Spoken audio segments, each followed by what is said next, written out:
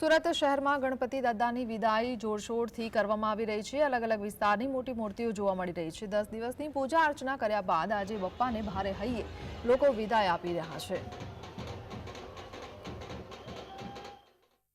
સુરતના રાજમાર્ગ પર અત્યારે મૂર્તિઓની લાઈનો જોવા મળી રહી છે। આપણે દ્રશ્યો બતાવવાનો પ્રયત્ન કરી રહ્યા છે કે જે રીતે સુરત શહેરની અંદર અલગ અલગ જે રીતના 20 ફૂટ 25 ફૂટ 30 ફૂટ જેટલી મૂર્તિઓ બેસાડવામાં આવી હતી। અત્યારે પોલીસ દ્વારા ટ્રાફિક અને તમામ વ્યવસ્થાને ધ્યાનમાં રાખી તાત્કાલિક અત્યારે મૂર્તિ કાઢવા માટે સૂચના આપવામાં આવી છે અને તેને લઈને દિલ્હી ગેટ પર આજે જોઈ શકાય છે અત્યારે આ મૂર્તિ આવી રહી છે।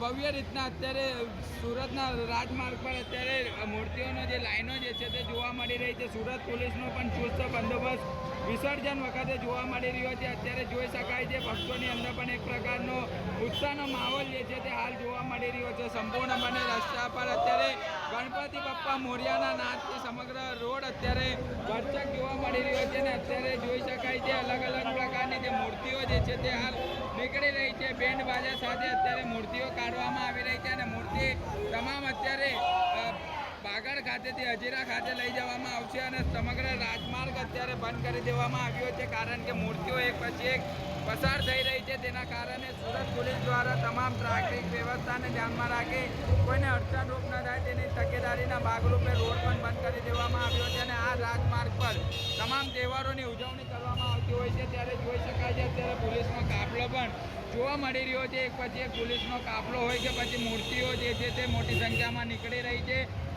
ભાવિક ભક્તોની અંદર પણ એક ઉત્સાહનો માહોલ જોવા મળી રહ્યો છે। 10 દિવસ પૂજા અર્ચના કર્યા બાદ આજે બાપા વિદાય લઈ રહ્યા છે તેને લઈને તમામ પ્રકારની ઉજવણી જે છે તે જોવા મળી રહી છે। સાહિત્ય જગતાપ, GSTV સુરત।